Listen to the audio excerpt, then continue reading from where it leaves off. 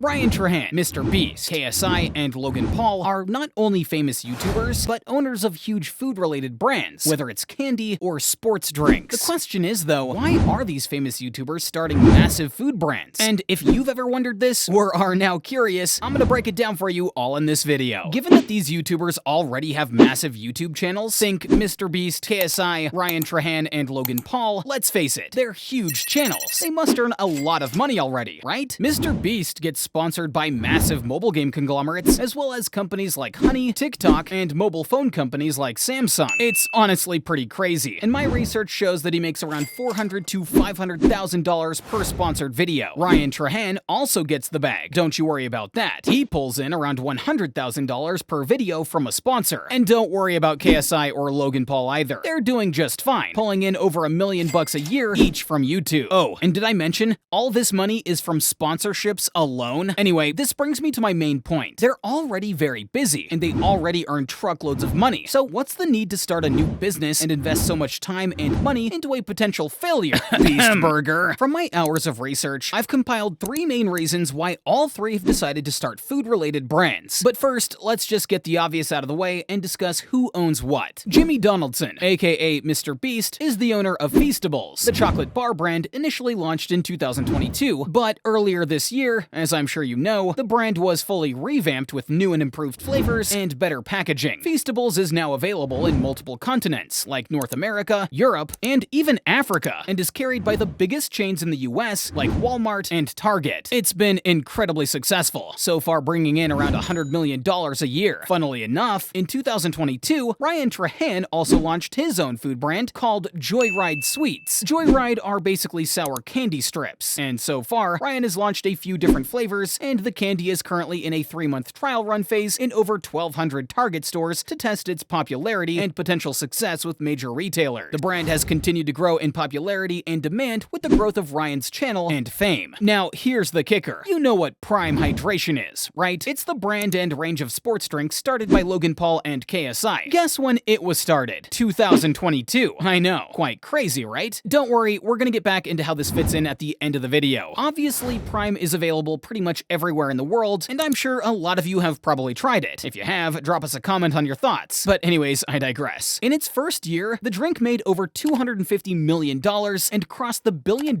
mark last year. Okay, so now you know more about each of them and their successful candy or drink-related brands. But let's now tackle the question of why they decided to take this huge risk in the first place. I mean, you must remember, they're not only risking the monetary failure, but they're also risking their personal brand and, by extension, their livelihood if a business they link themselves to turns out to be bad. Anyways, here are my 3 reasons why I believe they decided to go for it and launch their brands despite the risk. Reason 1 is what I call the ceiling effect. Okay, so think about it. There are lots of brands and companies around the world, but based on what I told you earlier about the earnings of our YouTubers per sponsored video, the pool of companies who have the budget to sponsor these creators significantly shrinks to maybe just a few hundred. And that pool of companies shrinks even further when you consider those companies targeting the audiences and demographics who follow our creators in this video. Now, given their rates, the companies remaining, while most of them could afford to sponsor a video, it would consume their whole year's marketing budget. So realistically, while they can afford it, they would never put pen to paper, because they can't justify blowing the whole year's ad budget on one video. And here we have the ceiling effect coming into play, because there's actually a ceiling on what rate companies can afford to pay our creators, like MeBeast or Logan Paul. This leads us to the second reason why they start their own food brands, the earnings to eyeball effect. My earnings to eyeball multiplier effect explains why it's actually not fair or financially reasonable for MeBeast, for example, to accept these sponsorships, because he actually isn't being paid a fair rate for the eyeballs he gets for his sponsors on their products. In simpler terms, he could earn way more from selling a product himself by promoting that in his videos instead of a sponsor and collecting the profit from the product that he sells himself. This is because of the combination of 1, our earnings to eyeball multiplier effect, where he actually generates so much more money for whatever product he promotes because of the number of eyeballs he gets on any product, and 2, because of the ceiling effect, he cannot be paid a fair rate for the conversions or sales he generates because companies literally have a limit on what they can afford to pay him and creators like Ryan, KSI, and Logan Paul. What this essentially means is that they're taking a pay cut by taking on most sponsorship deals, and they have a negative opportunity cost because they could be earning so much more by promoting their own products. And this leads us into the third reason why they all all started their own food brands. The profit incentive. Given the problem of sponsors having ceilings on budget spend and not earning a fair return or rate for the amount of eyeballs they get for the brands they promote, it makes sense that instead of having a negative opportunity cost on each video they make by accepting sponsors, it actually makes more sense that they instead promote their own products, and in this case, it's their respective food brands. Now, this makes sense, right? But why have they all started food brands? And more specifically, sweet and sugary drink products, though? Well, it's all marketing philosophies at work here again. First, find a gap, and second, find a target market. Given their audiences being young, with a lot of kids, teens, and young adults making up their demographic, they're already stuck with a target market. So why not create a product that's perfect for their audience, which they could take over the market with? And that's exactly what all of these YouTubers have done. MrBeast thought he could make a better chocolate bar than Hershey's, and so he created Feastables. Now, instead of a $500,000 sponsorship per video, his company Feastables now owns the chocolate market and pulls in over $100 million a year. Logan Paul and KSI thought they could make a better sports drink with less calories, and so they took over their market, now pulling in over $1 billion